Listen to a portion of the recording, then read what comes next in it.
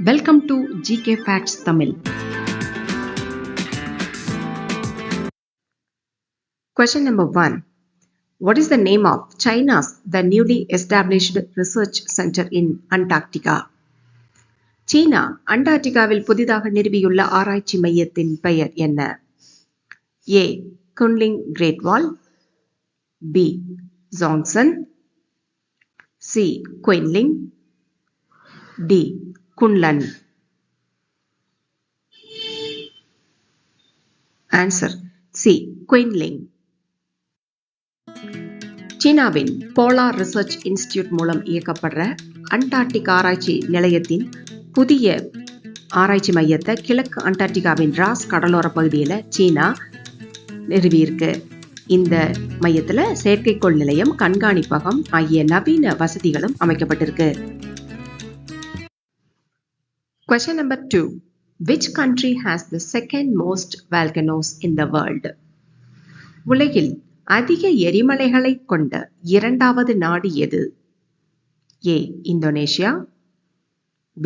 Chile, C. பெரு, D. New Zealand.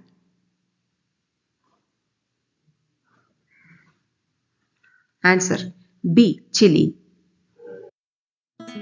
உலகிலேயே அதிகமான எரிமலைகளை கொண்ட நாடுகள்ல 2000 தொடர் எரிமலைகளை கொண்டிருக்கிற சிலி 2வது இடத்தை பிடிச்சிருக்கு. இங்க இருக்கிற 500 எரிமலைகள் எப்போது வேணாலும் வெடிக்கும் அப்படின்னு நம்பப்படுது. சிலி நாடானது தென் அமெரிக்காவின் மேற்கு கரையில ஆண்டஸ் மலைகள் மற்றும் பசிபிக் கடலுக்கு இடையே அமைஞ்சிருக்குது. வடக்குல பெருவையும் வடகிழக்குல பொலிவியாவையும் கிழக்கு எல்லையா அர்ஜென்டினாவையும் கொண்டிருக்குது. Question number 3. First financial statement of our country was published by whom and when? நமது நாட்டின் முதல் நிதிநிலை அறிக்கை யாரால் எப்போது வெளியிடப்பட்டது? A. Arnold Dennis, May 1865. B. Alex Frederick, July 1820. C. John Garner, November 1874. D. James Wilson, April 1860.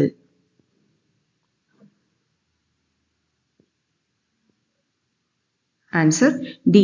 James Wilson, April 1860.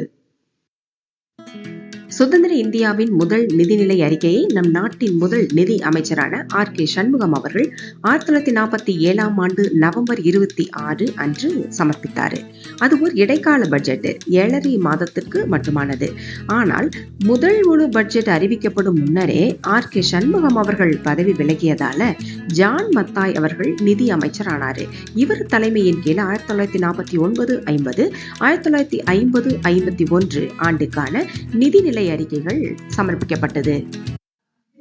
Question number 4. What is the name of the plant that kills insects and where is it found? பூச்சிகளை கொல்லும் தாவரத்தின் பெயர் என்ன? அது எங்கே காணப்படுகிறது? A. Pitcher plant, தென்கிழக்கு ஆசிய நாடுகள். B. Basil, Australia.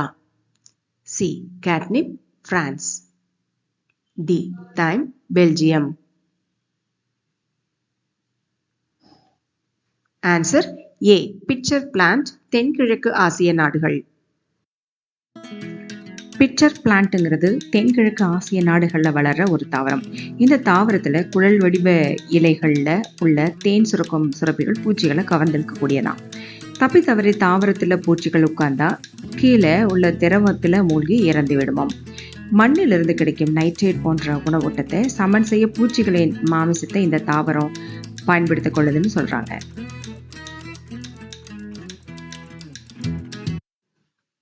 Question number 5. How old of coral reefs in the present day? இன்றைய காலகட்டத்தில் உள்ள பவளப்பாறைகளின் வயது எவ்வளவு? A. 500 1000 வருடங்கள். B. 750 1500 வருடங்கள். C. 5000 10,000 வருடங்கள். D. 2000 5000 வருடங்கள்.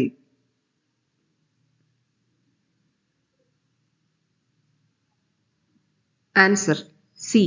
5000 10,000 வருடங்கள்.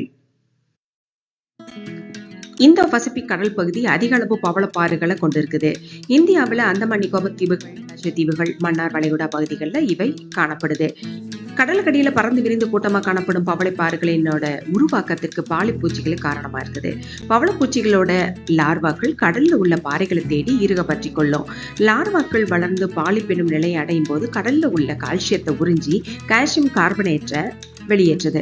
கால்சியம் கார்பனேட் படிந்த பாறைகள் மேல பல பாலிப்புகள் வந்து ஒட்டிக்கொண்டு இவை கூட்டாக தொகுப்பீதியாக வளருது. இதுக்கு பேரு பவளக்கொடிகள்னு பேரு.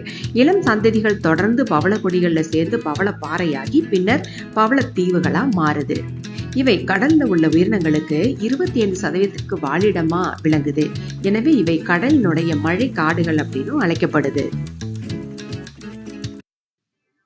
Thank you for watching. Don't forget to subscribe, like and share. See you tomorrow. Have a nice day.